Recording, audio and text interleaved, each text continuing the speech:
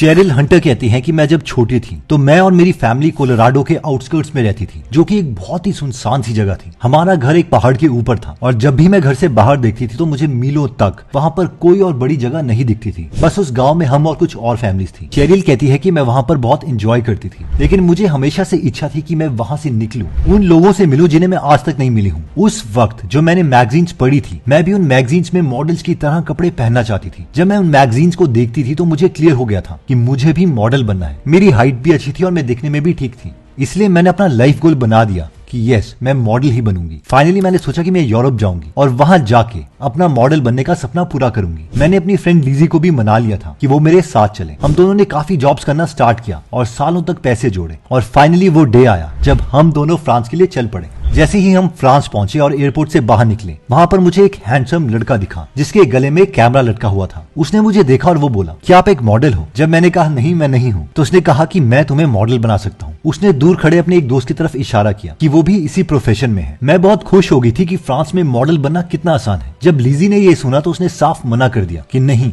मैं इन स्ट्रेंजर्स के साथ नहीं जाऊंगी। लेकिन चेरिल बोलती हैं कि लीजी को कुछ नहीं पता था कि मेरा प्लान मॉडल बनने का है, इसलिए मैंने उसे होटल जाने को बोला और मैं उन लड़कों के साथ चल पड़ी। उन्होंने मुझे ड्रग किया और एक सुनसान सी जगह में ले जाकर मेरा रेप किया। 3 दिन के बाद उन्होंने मुझे एक पार्किंग लॉट पर छोड़ दिया और उस वक्त मेरे मन में सिर्फ एक ही सवाल था, क्यों? मैं क्यों इस जगह में आई? मैं क्यों नॉर्मल लड़कियों की तरह घर में नहीं रुक सकती थी? भगवान ने ये मेरे साथ क्यों किया? मैंने किसी को नहीं बताया कि मेरे साथ क्या हुआ था, क्योंकि मैं किसी को बता ही नहीं सकती थी। मैं जानती थी अगर मैंने किसी को कुछ भी बोला तो वो मेरे बारे में क्या सोचेंगे। मैं ओवर थिंकिंग के कारण इतने स्ट्रेस और डिप्रेशन में आ चुकी थी कि मैं सोच रही थी कि मैं बहुत गंदी हूँ, मुझे जीने का कोई हक नहीं है। मैं जब लोगों के साथ बैठी भी होती थी तो हमेशा अकेला ही फील करती थी। कुछ सालों के बाद मैं एक्चुअल में मॉडल बन गई। मैं अपनी मॉडलिंग जॉब में बहुत जगह गई, न्यूयॉर्क, लंदन, पेरिस और इवन जापान। जब मैं जापान में पहुंची तो वहां मेरी लाइफ में एक नया चैप्टर स्टार्ट हुआ। मैं एक दिन एक मॉडलिंग एजेंसी में बैठी थी और कॉन्फ्रेंस रूम के एक लंबे टेबल के पास बैठकर ये प्रिटेंड कर रही थी कि मैं एक बुक पढ़ रही हूँ। जापान में ट्रेडिशन है कि काफी लोग अपने बुजुर्गों के साथ रहते हैं, क्योंकि उन्हें लगता है कि अपने बुजुर्गों से वो काफी चीजें सीख सकते हैं। तो अब हुआ ये कि जब मैं वहां उस टेबल में बैठी थी तो एक बूढ़ी औरत वहां पर मेरे पास आई और वो बोली, वाबी साबी। मैं डर गई और मैंने उससे पूछा कि ये क्या है? वाबी साबी? क्या ये टेबल है, कोई लकड़ी है या कॉन्फ्रेंस रूम है? ये है क्या? दूसरे रूम से चेरिल की एजेंट चिल्लाई और बोली, नहीं नहीं, वाबी साबी एक जापानीज वर्ड है। फिर एक एक करके वाबी साबी वर्ड को उन्होंने एक्सप्लेन किया। जापान में पहले एक सेरेमनी बनाई जाती थी कि सारे मॉन्क मिलके चाय पियेंगे ताकि वो ज्यादा देर तक मेडिटेशन कर सके। लेकिन हुआ ये कि चाय पीने की इस प्रथा को अमीर लोगों ने भी अडॉप्ट कर लिया। अब ये अमीर लोग करते ये थे कि फुल मून के दौरान वो एक दूसरे को चाय के लिए बुलाते और अपने महंगे महंगे चाय की खूबसूरत बर्तन एक दूसरे को दिखाते जो वो चाइना से लेके आए हैं। इसलिए शूको ने सेरेमनी को रीडिजाइन किया वाबी साबी के कॉन्सेप्ट को रखकर, जिसके अकॉर्डिंग इस चाय की सेरेमनी को नॉर्मल बर्तन में पिया जाएगा तो उसे फेंका नहीं जाएगा, बल्कि उसे जोड़ के यूज किया जाएगा। और कोई जरूरी नहीं कि इस चाय की सेरेमनी को फुल मून के टाइम में ही पिया जाए, ये कभी भी पी जा सकती है। वाबी का जापानीज में मतलब है कि जो सिंपल है वो ज्यादा खूबसूरत है, यानी एक नॉर्मल बर्तन या इंसान जिसमें कमियां हैं वो ज्यादा खूबसूरत है एज कम्पेयर टू एक परफेक्ट इंसान या परफेक्ट बर्तन जिसे चमकाया गया हो। साबी का मतलब है कि टाइम के साथ साथ हर चीज को बूढ़ा होना है या फिर खराब होना है, लेकिन ये इम्परफेक्शन ही उसको परफेक्ट बनाती है। इन शॉर्ट,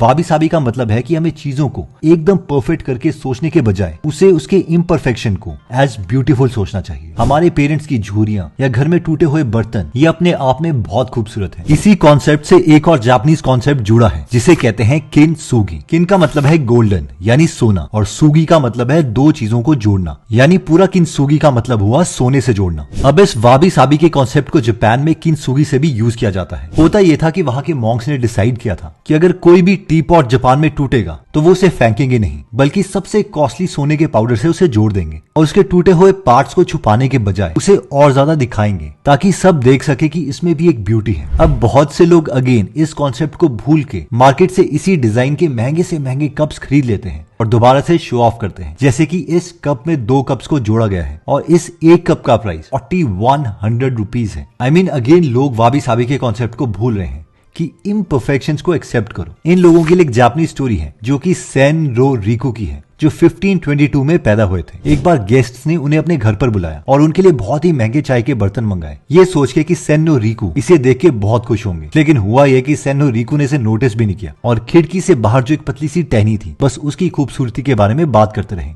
जब रिकू वहां से चले गए तो वहां पर होस्ट को बहुत गुस्सा आया और उन्होंने उस टी जार को फेंक दिया। ये देखकर कुछ गेस्ट ने वो टी जार के टुकड़े उठाए और उन्हें जोड़ दिया। जब अगली बार सेन और रिकू वहां पर आए तो उन्होंने उस जुड़े हुए टी जार को देखा और कहा वाह, अब इस बार ये बहुत खूबसूरत लग रहा है। एनीवेज अब आगे बढ़ते हैं चेरिल की स्टोरी में। एनीवेज जब चेरिल को वाबी साबी का मतलब बताया तो पहले वो पैनिक करने लग गई, फिर रूम छोड़ के वॉक पर चली गई और सोचने लगी कि ये वाबी साबी का कॉन्सेप्ट क्या मुझ पर भी अप्लाई होता है। फिर उसे लगा कि नहीं, ये एक बकवास थियोरी है और वो चलते चलते कैफे में जा बैठी और अपने पर्स से बुक निकाल के पढ़ने लग गई। तभी एक जापानीज बूढ़ी औरत ने चेरिल को देखा और वो चिल्लाने लग गई, नाजे सेंसोनी हो। चेरिल कहती है कि जब मैंने देखा कि ये बोल किसे रही है तो मैं बता सकती थी कि वो मेरी तरफ ही देख के बोल रही थी। तभी सामने बैठे एक आदमी ने चेरिल से कहा कि ये बूढ़ी औरत बोल रही है कि तुम लोगों ने जापान के साथ क्यों लड़ाई करी, और वो इसलिए था क्योंकि चेरिल एक अमेरिकन थी। चेरिल कहती है कि मैं अपने मन में सोचने लग गई कि मैंने कौन सी वॉर करी थी जापान में। मैं तो एक टीनेजर हूँ, मैं कौन सी 70 साल की हूँ जो अमेरिकन आर्मी में थी और जापानीज से सेकेंड वर्ल्ड वॉर के दौरान लड़ रही थी। और ये सोच के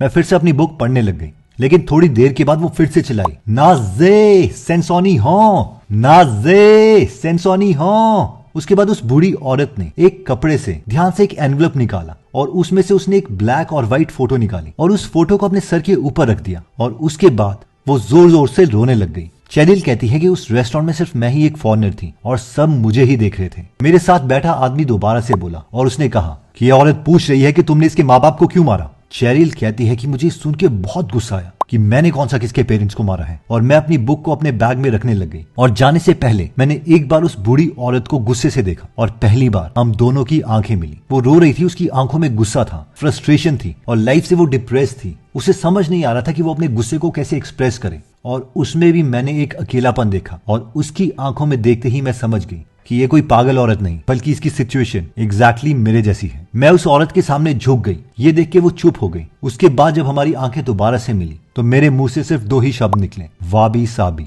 और मैं अपना सामान उठाने के बाद दोबारा से उसके सामने झुकी। ये देख के उस रेस्टोरेंट में बैठे सारे लोग, चाहे वो बूढ़े हों या जवान, उन सब ने बाव किया। और उस वक्त उस रेस्टोरेंट से जाने के बाद पहली बार मुझे वाबी साबी का कॉन्सेप्ट समझ आया कि हम सबकी इम्परफेक्शन ही हमें परफेक्ट बनाती है। और ये कॉन्सेप्ट सिर्फ बर्तन में ही नहीं बल्कि हमारी लाइफ के ऊपर भी अप्लाई होता है। जो भी हम आज तक सोचते रहे हैं कि हमारे में ये इम्परफेक्शंस हैं, ये गलतियां हैं, वो ही एक्चुअल में हमारी ब्यूटी है। आज चेरिल की एक वेबसाइट भी है, cherilhunter.com, जहां वो अपने जैसे लोगों को हेल्प करती है ताकि वो लोग खुद को एक और बार चांस दे सके। वाबी साबी का डीप कॉन्सेप्ट ज़ेन बुद्धिज्म से जुड़ा है और ये कॉन्सेप्ट कहता है कि ब्यूटी या इम्परफेक्शन के पीछे मत भागो, लेकिन जो इम्परफेक्शन है उसके पीछे की ब्यूटी को समझो। प्रॉब्लम यह है कि हम लोगों को ज्यादा परफेक्शन चाहिए। हमें लाइफ में ब्यूटीफुल फेस चाहिए, ब्यूटीफुल बॉडी चाहिए, ज्यादा पैसे, बड़ी गाड़ी एक्सेट्रा सब चाहिए। इसकी वजह से ही हम ओवर थिंकिंग करते हैं, जिसकी वजह से स्ट्रेस होता है, एंग्जाइटी होती है।